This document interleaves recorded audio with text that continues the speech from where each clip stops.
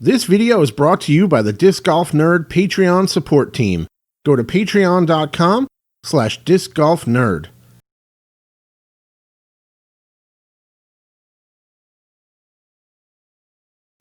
What's up, guys? So in a lot of the Q&As that I've done over the years, and a lot of times where I give you guys the opportunity to submit questions to me, one of the things that gets asked somewhat frequently, I thought it would be fun to break out into a separate video, is what advice would I give myself if I could go back in time to when I was a beginner that I think would have the most impact in my game now that I've been playing for approximately 10 years or so, give or take.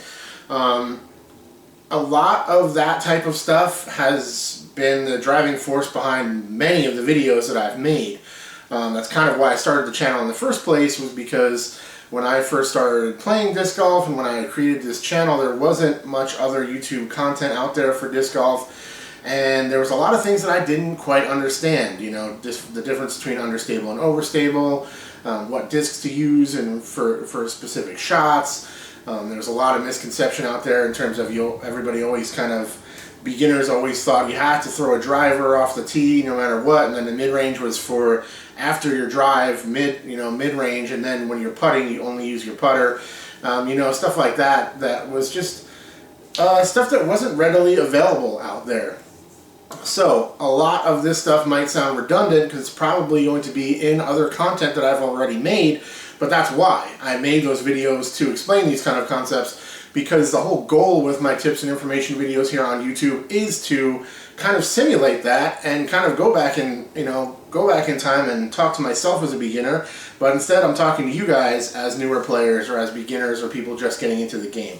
So no real order, I don't really have a list or anything. Here are some things that I would definitely wish I knew when I was starting out. One of them would definitely be to stick with putters and mid-ranges. When I'm learning the game, I went straight to like a Valkyrie, which isn't a terrible beginner driver by most measures, but still, just drivers in general are extremely tough to control and throw when you don't know what's going on. Especially me, in those days, the only experience I had with any type of flying disc was ultimate discs, and an ultimate disc is very different than a Valkyrie. I mean, vastly different. Valkyrie, even being understable, it's a 9-speed, and this isn't to pick on the Valkyrie by any means, it's a good disc, but I really wish I would have just known how to approach it better, and what I would have wished I did, and one of the things I constantly recommend to you guys here on the channel, is to stick with slower discs, neutral to slightly understable slower discs, putters and mid-ranges. You don't want to throw anything super flippy. I'm starting to evolve my thinking on this, because for a long time, I've seen really understable discs work well for beginners, and that's when you're just starting out, when you really don't know how to throw. That's a good thing, but I feel like after that little bit of a grace period, I think you should look for more neutral stuff. Stuff that will just hold release angles. I think that's probably the best bet to actually learn the game and take it to the next level. When you're first starting, understable stuff like I've used wombats for people. My beat up soft magnets always seem to fly good for brand new players. Stuff like that is great right at first, and when you're first getting going, and they're still fantastic discs that work really well. But you don't want to only be throwing something that's really understable. Again, this is something that my thinking on this has kind of evolved over the last few years, and I think neutral is really what you want to learn the release angles and really dial in your form. It's going to show you what you did. If you see that flutter out of the hand, if you see it not flying the way you want it to, if it's a neutral disc that just holds release angles for a player like me who knows how to throw, then it's a good indication. If you throw it and it does something that you didn't want it to do, it was probably your fault, and you can look for the problems inherent in that and figure it out that way. I also wish I had taken it more seriously and kind of forced myself to be more balanced in terms of being able to throw both backhand and forehand. Even if I had just kind of a decent, even a 250-foot forehand drive that I could throw something neutral to overstable and have it go out and finish right naturally, that would be really helpful to me in my game at this point. I'm blowing up over here. But yeah, I really wish I would have kind of forced myself to do that. It wasn't something I was comfortable with. I was never good with forehands, even as an ultimate player and stuff. I was never good at that. I was actually better at throwing the disc behind my back than I am with a forehand. I probably still am in terms of ultimate discs and catch discs and stuff. I've never actually tried to throw a golf disc like that. Maybe I should try that someday. Anyway, I do wish I would have kind of forced myself to take it more seriously and kind of push myself out of my comfort zone a little more to incorporate more of a forehand throw when I was first starting. It always kind of hurt my elbow, and I just didn't really like it, and I didn't feel comfortable with it. I was terrible at it. I was learning the backhand much more easily, and I just stuck with that. And at this point, I've kind of developed a reasonable forehand approach. Like if I have to go to it, if it's definitely the shot, I can throw it, but I don't feel very comfortable with it ever. And that's really frustrating, because if you're a beginner and you can learn the forehand and the backhand equally, it's just going to open up so many more lanes to you. It's not always good to have to throw an understable disc that's going to flip right when you can just throw that forehand and just let it go right naturally. So it just opens up so many different lanes. It helps in the wind too, because sometimes you need to go out and go to the right, but the wind doesn't want to work with that, where a forehand would. It's just definitely something I wish I had in my game. I think it would really help me out. I also think that at times perhaps I tried too many different discs in the early days, and maybe just kind of stunted my form and my ability to throw and control shots because I was trying so many different things. This is something that's very natural for a newer player. It's also extremely fun. If you're an amateur, that's a lot of the fun, is trying the new discs and testing different things, and it's definitely a big part of the fun of disc golf. Collecting discs, getting new discs, all that stuff is great. But I do feel like when you're trying to really dial in your form early on, constantly trying to adapt to this new disc that has this new flight characteristic, this new feel in the hand, could be detrimental overall, and you might be better suited to just kind of sticking with a few different things and figuring it out. Also, the tendency I see a lot of newer players, especially years ago before there was a lot of information about this sort of thing, was that you just ended up with whatever discs you ended up with. Your buddy gave you this one, I found this one in a bush, this one was in the used rack and it looked cool.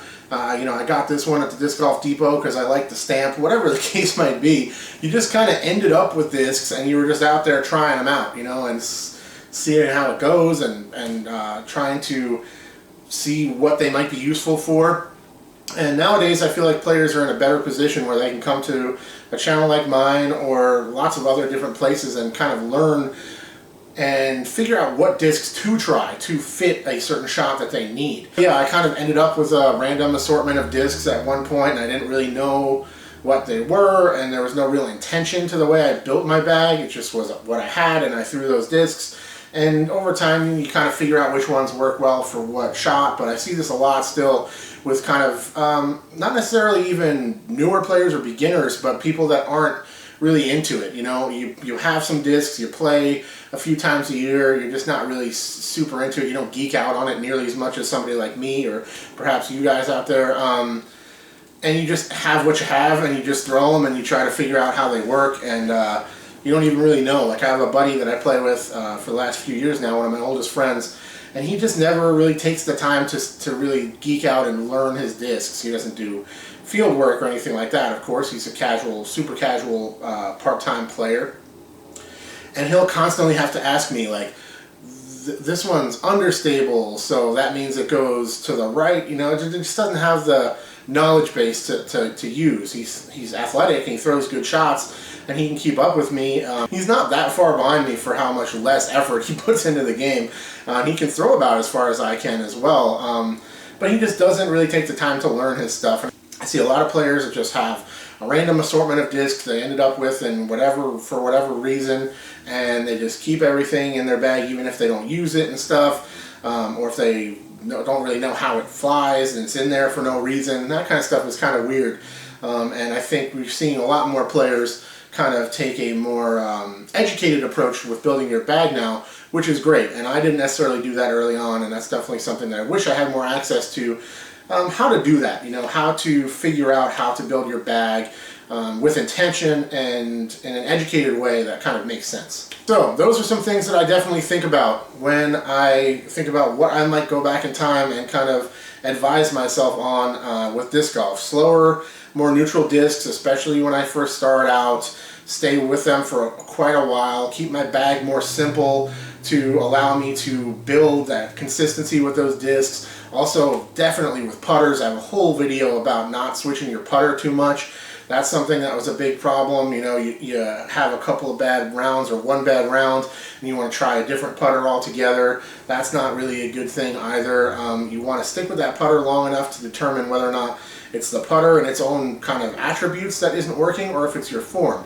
More often than not, it's you and not really the disc, where the disc is fine, but you're just doing something wrong, and if you dialed it in, you can make it work with that disc. If it feels good in your hand, and you have putted with it before and been successful, then it's probably more an indication of your issue and not necessarily the putter.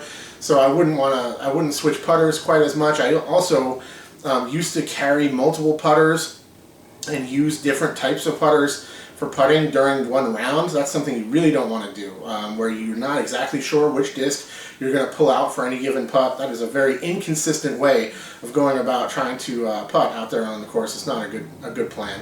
And I would definitely really kind of force myself to at least build some kind of a serviceable, decent forehand that I know I can throw and get it to come out without too much wobble and get any kind of a reasonable amount of distance out of it. Even if it wasn't something that was a strength of mine, to have any kind of decent forehand and be able to be more balanced would really help me out, and I definitely recommend you guys do that as well. That is it for this video. Thanks for watching. If you have any questions, leave them in the comments down below. If you have any suggestions or thoughts on this that you kind of wish you knew when you started, let us know those in the comments below to help people out as well. If you like what I do, please consider subscribing to the channel if you've not done so already. Stay tuned for future uploads, and you can also check me out on Patreon. And for as little as $2 a month, you can be part of the Disc Golf Nerd Patreon support team. Get your name listed in the credits of all the videos. I'm also looking to kind of alter the way I do Patreon coming up here very soon, so stay tuned for that. I will talk to you guys very soon. Cheers.